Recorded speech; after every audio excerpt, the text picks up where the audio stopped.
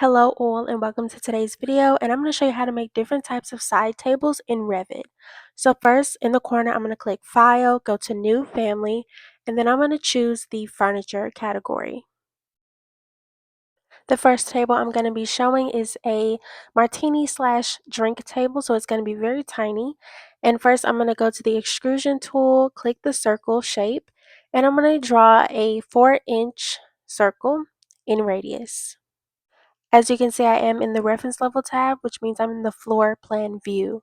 So once I draw that circle, I'm going to click the check mark, go to the front view, and pull that circle up to my desired height. If you're modeling after a specific table, obviously you need to follow those measurements.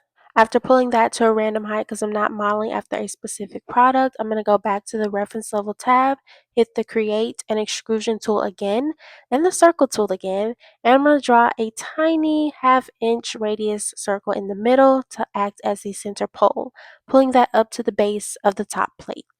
For the base of this martini table, I'm staying in the front view tab, as you can see, and I'm clicking the revolve tool. I'm going to draw a straight line out to one side, 4 inches, trying to get the center of the center pole to start, as you can see. And then I'm going to draw a line going straight up, like so. And then I'm going to click the Start in Radius Arc tool to draw an arc. To finish this off,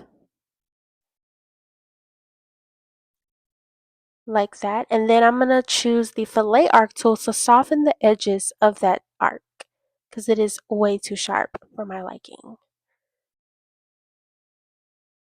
Next, I'm going to take the straight line tool, and then I'm going to close this drawing out. And before clicking the check mark, click the axis line button so you can determine your axis line. I'm going to pick the center dash line. And then click the check mark, and as you can see, that revolve drawing has revolved around the dash axis line that I selected. And now I'm going to add materials. For the top of the table, I want it to be a marble material. So in the Properties tab, I'm going to click Material, and I'm going to type in marble just to see what's already there. And as you can see, Revit does have one, but the image is gone. So I pulled in my own image by clicking the name of the image and finding it where I downloaded it. And this is my image that I put in of a marble material. And in the Graphics tab, I do check Use Render Appearance. Click OK and Apply. And now moving on to the center pole, I don't know what material I want it to be, but I do know I want it to be some black color. So I'm just going to search black and see what pops up. This laminate here, I don't care about the material, I just want the color right now. Click Apply and OK. And then for the actual base, I want it to be a brass material, so I'm going to do the same thing, but search brass. And I am clicking the brass, and I'm changing the finish of it to be a brushed brass material. And also let your materials load like I'm doing. Your Revit's crashing, and that could be one of the reasons. Slow down.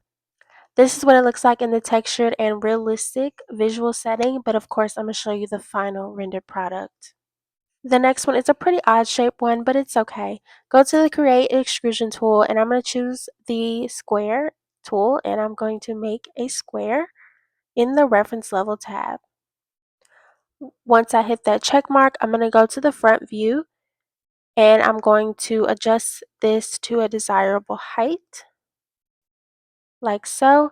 And then I'm going to go to the Create tab, click the Void Extrusion tool, and I'm basically going to make an X, okay? So I'm taking the Straight Line tool, and I'm going to do 2 triangles on both sides of this now rectangle in the front view, but of course in the plan view it's a square.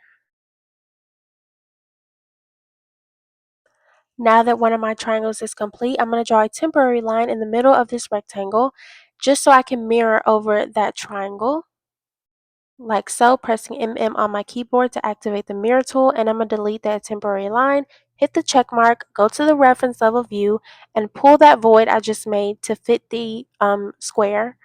And as you can see, this is what that side table looks like. I guess you can call it an hourglass side table.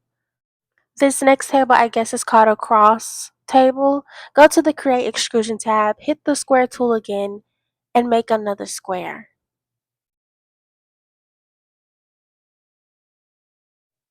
Before clicking the check mark, I'm selecting it and moving it up just to be on center a little.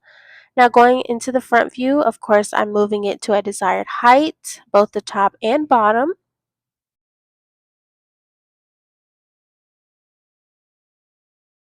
Going back to the reference level, hit the extrusion tool, and I'm going to basically draw a cross as the base for this table, like so. Look.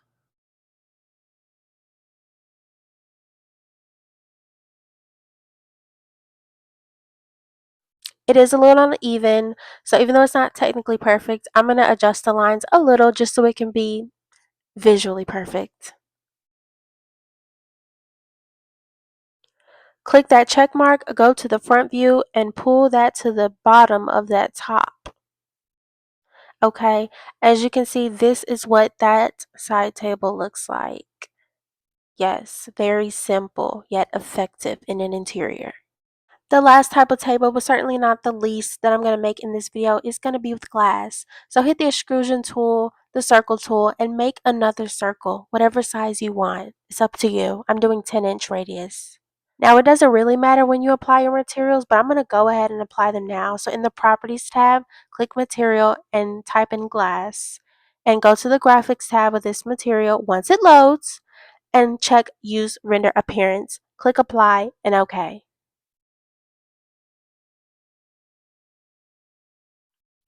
Once clicking the check mark, go to the front tool, and I'm going to move this thing out the way. Adjust the thickness of the glass. All glass has a thickness.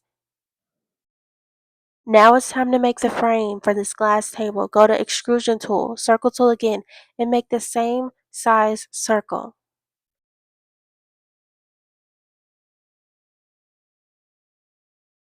Now while you still have that circle selected, click the Offset tool or press OF on your keyboard. And I'm going to offset this about a half an inch from the circle I just made, like so. Click the check mark, go to the front view, and drag that up to meet the exact dimensions of the original glass plate. And as you can see, this automated the material glass because I made the material glass when I first made the glass circle, but I'm going to change it to some black color. The table can't just float in midair, so I'm going to go back to the reference level tab, click Create Extrusion, and I'm going to make legs with the Start End Radius Arc tool. I'm going to draw an arc that perfectly fits the circle I just made, and I'm going to offset it half an inch and get a straight line and close that drawing out. Now I'm going to draw a temporary line in the middle of the circle so I can mirror that leg I just made with the Start End Radius Arc tool over. on your keyboard. I'm going to delete that temporary line and click the check mark. Go to the front view, drag it up like so. Change the material.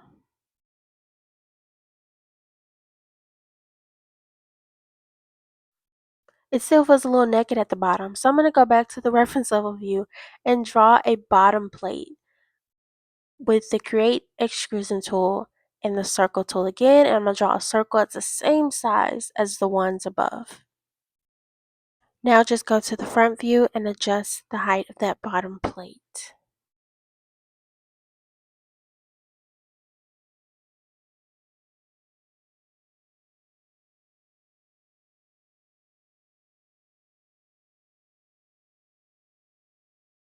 And here you have different side tables that you can make in Revit.